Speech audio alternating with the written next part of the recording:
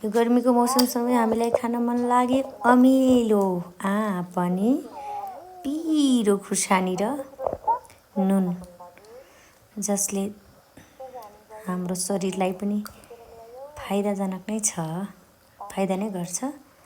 हामीले त्यसैले पहिला आँप टिप्यौँ, आँप टिपेर ल्याएर काट्यौँ, हामीले हरिया खुर्सानी टिप्यौँ अनि 2टा हरियो खुर्सानी अनि 2टा रातो खुर्सानी टिप्यौँ अनि मजाले धोएर सिलौटामा मजाले लसक्क पिस्यौँ।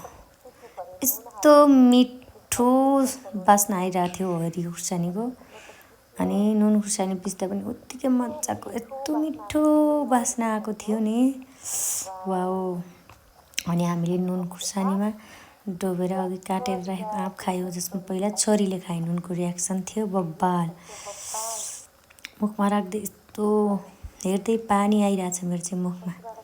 अनि फेरि खाइ छोरीले, फेरि वाउ भने यस्तो मिठो थियो, अमिलो पिरो टक्क। अनि हामी सबैले मिलेर खायौँ, यति खायौँ त्यहाँ काटेर त देखाएन सबै, लगभग 15-20वटा आँप चाहिँ काटेर खायौँ। सानो सानो थियो, 2टा छोरी, एउटा भान्जी, मम्मी अनि म। यो भान्जीले खाइन्, भान्जीलाई पनि मिठो भयो। अर्की छोरीले खाइन्, छोरीलाई पनि मिठो भयो। अनि फेरि अर्की छोरीले खाइन्, फेरि यसलाई पनि मिठो भयो।